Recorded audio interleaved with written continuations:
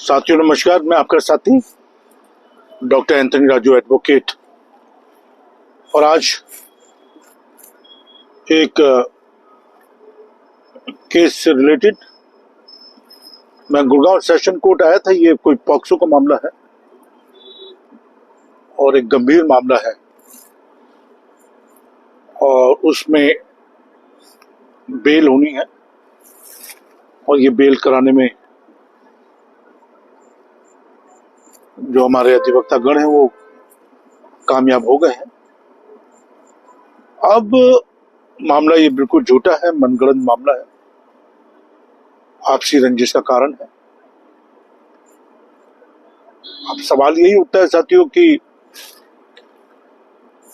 जब ऐसे गंभीर मामले आपको ऊपर लाद दिए जाए, मर दिए जाए बिना किसी कारण के, तो इसका दर्द आप लोग समझ सकते हैं। हम लोग तो एडवोकेट हैं, हम लोग तो अपना काम करते ही हैं, लेकिन एक बेवजह बिना किसी कारण के आपसी रंजिश के कारण एक ऐसे घिनौने अपराध में, ऐसे गंभीर अपराध में अगर आपको फंसा दिया जाए तो उसकी गंभीरता और बढ़ जाती है। अब सवाल ये उठता है कि इस टाइप के झूठे मामले होते हैं, इन मामलों से कैसे निपटा जाए। साथियों, कानून जो बना था, ये कानून बच्चों को यौन उत्पीड़न से बचाने के लिए बना था। बच्चों के साथ जो दरिंदगी होती है उसको रोकने के लिए बना था, और जो दरिंदे होते हैं, जो इस टाइप की हरकतें करते हैं, उनको गंभीर सजा, सख्त से सख्त सजा देने के लिए ये बना था। लेकिन आजकल ऐसा देखा गया ये कि जैसे फेक, फॉल्स पॉक्सो केसेस की बाढ़ सी आ गई है, चाहे वो रेप के मामले हों, चाहे वो दहेज हत्या के मामले हों, पर झूठे मामलों की एक बाढ़ सी आ गई है। तो अब इनसे कैसे बचा जाए, और अगर आप फंस गए हैं या आपको फंसा दिया गया है तो इस मुसीबत से आप कैसे बाहर आए, और अगर आपकी एफआईआर क्रैश हो जाती है तो कैसे इन लोगों के खिलाफ काउंटर एफआईआर की जाए, ये अपना आप में एक मसला है, गंभीर मसला है। और मेरा ये मानना है साथियों कि अगर आपके खिलाफ झूठे मुकदमे दायर किए गए हैं, कोई भी क्रिमिनल, कोई भी आपराधिक मामले हो, तो उसको काउंटर हमें जरूर करना चाहिए। उसके खिलाफ काउंटर एफआईआर दर्ज होनी चाहिए, मानहानि का दावा दर्ज होना चाहिए। आज इस परिवार के जिसका आज मैं केस करने आया था, इनकी पीड़ा जो है वो देखी नहीं जाती। अब करना क्या है इन केसेस में? सबसे इंपॉर्टेंट चीज और जो सबसे महत्वपूर्ण चीज होती है वो ये होती है कि साक्ष्य को जुटाना, एविडेंस, और एक अच्छे अधिवक्ता से बात करो, एक अच्छे एडवोकेट से बात करो। और मैं बड़ी दावे और जिम्मेदारी के साथ कह रहा हूं कि एक अच्छा अधिवक्ता, एक अच्छा एडवोकेट आपके एविडेंस, आपके साक्ष्य जुटाने में जरूर मदद करेगा। क्योंकि कौन से एविडेंस, कौन से साक्ष्य, कौन से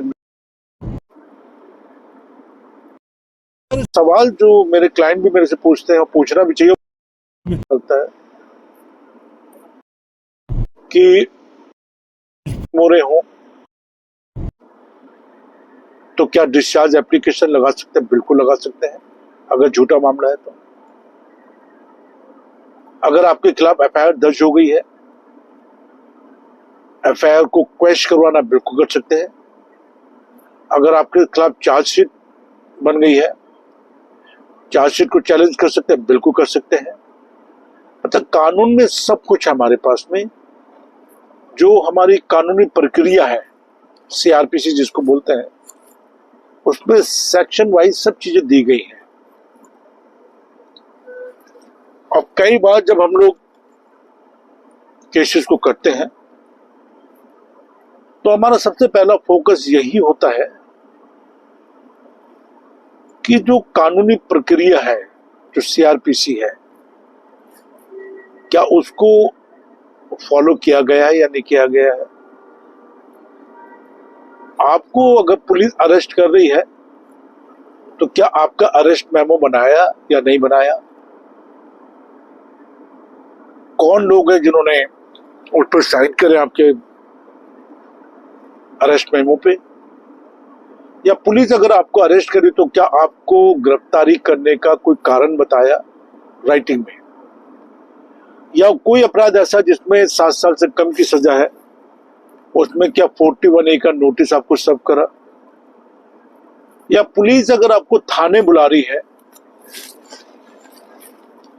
तो क्या उसने आपको कोई नोटिस सर्व करा या सिर्फ फोन कॉल पे बुला रही है। को फोन कॉल पे बुलाना साथियों ये इलीगल तरीका है, ये लीगल तरीका नहीं है।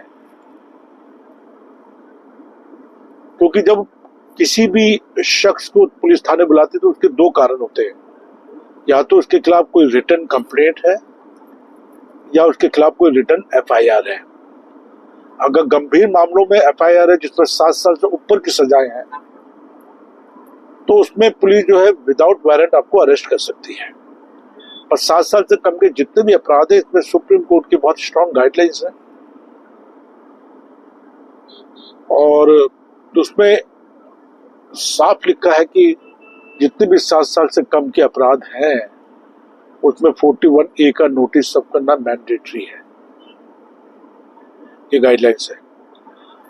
अब सवाल ये उठता है कि अगर पॉक्सो जैसा मामला है, रेप जैसा मामला है, अब आजकल क्या होता है, लड़कियां सोशल मीडिया के माध्यम से लड़कों को फंसाती हैं, फिर शारीरिक संबंध डेवलप करती हैं, फिर पैसे की डिमांड करते हैं। ये बड़ा आमतौर से मैं देख रहा हूँ आजकल। उसके अलावा क्या होता है, लड़कियां कई साल, 5-5, 6-6, 7-7 साल शारीरिक रिलेशन में रहते हैं, है ना, फिजिकल रिलेशनशिप में रहते हैं, लिव इन रिलेशनशिप में रहते हैं, और लड़का अगर किसी कारणवश उससे शादी नहीं करता या उन्होंने शादी का कोई वायदा नहीं करा वगैरह वगैरह, तो लड़कियां उसके खिलाफ रेप का मामला दर्ज कर देती हैं। और बहुत सारे केसेस हमने अभी रिसेंटली करे जिसमें कोर्ट ने ये माना है कि हर शारीरिक संबंध जो है वो रेप नहीं होता, हर शारीरिक संबंध बलात्कार नहीं होता, ये कोर्ट ने माना है। अब पॉक्सो जैसे गंभीर मामलों में, सिर्फ पॉक्सो में जो एविडेंस वो बहुत बड़ा रोल अदा करते हैं। और जैसे मैंने कहा कि अभी हमने कोलकाता का केस कर रहे हैं, क्योंकि इसमें जो एज है लड़की की वो बहुत इम्पोर्टेंट रोल अदा करती है। अब उस एज को हम कैसे डिटरमिन करें, ये सबसे इम्पोर्टेंट फैक्टर है। अब जैसे कोलकाता का हम लोगों ने एक केस करा जिसमें हमने आरटीआई के थ्रू सारे लड़की के दस्तावेज निकलवा लिए, उसके बर्थ सर्टिफिकेट, कहाँ पैदा हुई, कि कौन से हॉस्पिटल में पैदा हुई, हॉस्पिटल के रजिस्टर में क्या लिखा हुआ है, और उसकी जो कोलकाता म्युनिसिपल कॉर्पोरेशन वहां पे क्या लिखा हुआ है, सब एक एक डिटेल हमने निकाली। और पता लगा कि उस लड़की के 3-4 सर्टिफिकेट बने हुए हैं डेट ऑफ बर्थ के। सरकारी फायदा उठाने के लिए उसने एक डेट ऑफ बर्थ में तो खुद अपनी मर्जी से ही काटा छाटी कर दी, व्हाइटनर वगैरह लगा के, है ना, और 2 सर्टिफिकेट ऐसे जिसमें डेट ऑफ बर्थ अलग अलग है। तो वो लड़की खुद अपने ही जाल में, जो अपने उसने जाल बनाया था उसमें फंस गई। और इसमें वो जो लड़का था उसको करीबन 1.5 साल तो जेल में था, तो उसको बेल करा के हम बाहर ले आए।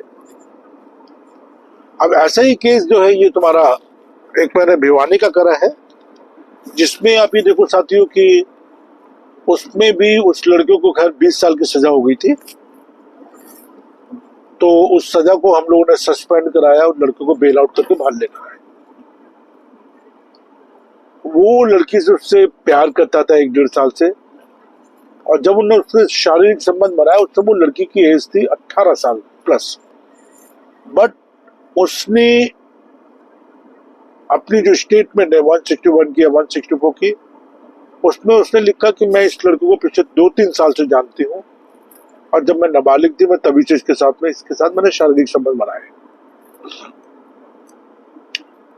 अब सवाल ये उठता है साथियों कि नीचे वाली कोर्ट में जो था उस बंदे को इसलिए सजा होगा। और याद रखिए कि जब किसी भी झूठे मामले में निचली अदालतों में, सेशन कोर्ट में या कहीं भी अगर आपको सजा हो जाती है और आपको मालूम है कि मामला जो झूठा है और उसमें अगर सजा हो जाती है, तो कहीं ना कहीं ये मान लीजिए कि कहीं ना कहीं आप माननीय कोर्ट को ये समझाने में नाकामयाब रहे सबूतों के आधार पे कि आप एक बेगुनाह हैं। ठीक है, और फिर क्या हुआ कि कोर्ट ने आपको सजा सुना दी 20 साल की। अब कोर्ट की तो कोई गलती नहीं है, कोर्ट को तो जो नजर आ रहा है उसके बेस पर उसने सुना दिया। फिर वो केस हमारे पास आया, हम लोग चंडीगढ़ हाई कोर्ट गए, वहां से सजा को सस्पेंड करा के और लड़के को बेल आउट करके बाहर लिया है, वो अभी बेल पे बाहर है। ठीक है, अब सवाल ये उठता है कि वो लड़की कहती मैं 2-3 साल से इसके संबंध में थी। ठीक है, जब कोई लड़का कहता मैं इसको 1 साल से जानता हूँ और जो भी संबंध बने वो हमारी अपनी मर्जी से बने थे। ठीक है, और 18 साल की प्लस हो गई तब हमने इससे संबंध बनाए। और लड़की ने अपनी स्टेटमेंट में, आप देखिए सबसे बड़ी बात ये होती है, शब्दों का गेम होता है, बहुत ध्यान रखिए। एक अच्छे एडवोकेट जो होते हैं वो शब्दों को पकड़ते हैं। अच्छा, हमने क्या करा, हमने शब्दों को पकड़ा। हमने जब उसकी FIR पढ़ी, उसका 161 का बयान पढ़ा, 161 और 164 का बयान पढ़ा, और उसके जो भी माता पिता थे उनकी जो स्टेटमेंट हमने पढ़ी, तो उसमें सबसे बड़ी बात, एक ही बात हमने पकड़ ली कि उसमें पूरी स्टेटमेंट में कहीं भी ऑन रिकॉर्ड ना तो माता पिता ने और ना ही उस लड़की ने ये बोला कि मेरे साथ यौन उत्पीड़न हुआ है, सेक्सुअल असॉल्ट हुआ है, एग्रीवेटेड सेक्सुअल असॉल्ट हुआ, ये कहीं भी उन्होंने नहीं बोला। और यही हमारे लिए सोने में सुहागा, और इसी को पकड़ कर आगे बढ़ गए। और कोर्ट ने भी ये माना कि भाई ये तो कह ही रहे हैं कि भाई जो एडोलेसेंस एजेस होती हैं उसमें शारीरिक संबंध बनते ही हैं, और ये बहुत सारी हाई कोर्ट की जजमेंट भी है इन चीजों को लेकर कि जब लड़का लड़की एक रिलेशन में होते, चाहे 16 साल एज हो चाहे 17 साल एज हो, तो वहां पे शारीरिक संबंध बन जाते हैं। बट सुप्रीम कोर्ट ने बोला है कि जो भी माइनर बच्चे हैं या माइनर एजेस हैं उसमें उनकी कंसेंट कोई मायने नहीं रखती, तो ये अपने तरीके में ही अलग एक तरीका होगा। और बट इस केस में क्या हुआ है कि इस केस में ये हुआ कि लड़की ने या उसके स्टेटमेंट कहीं भी नहीं लिखा कि मेरे साथ कोई जोर जबरदस्ती की गई है या मेरे पास सब कोई मतलब सेक्सुअल असॉल्ट या यौन उत्पीड़न की बात नहीं। और यही फायदा हम लोगों ने उठाया साथियों। तो मैं हूं आपका साथी doctor Anthony Raju, advocate supreme court. बस मैं आपसे एक ही गुजारिश करता रहता हूं हमेशा कि आप चैनल को जरूर सब्सक्राइब करें, लाइक करें, कमेंट्स करें, शेयर करें और बेल बटन दबाना ना भूलें, जिससे जो भी इस टाइप की जजमेंट होती है उसमें हम लोग सिंपल और सरल भाषा में आप तक पहुंचाने की कोशिश करते हैं, आपकी मदद करने की कोशिश करते हैं। और हमने बहुत सारे केसेस में लोगों की मदद की है, क्या नाम है, क्रॉस करने में काफी मदद की हमने लोगों की। और क्रॉस कैसे करते हैं, क्या उसके इंग्रेडिएंट्स होते हैं, उसकी हमने काफी मदद की।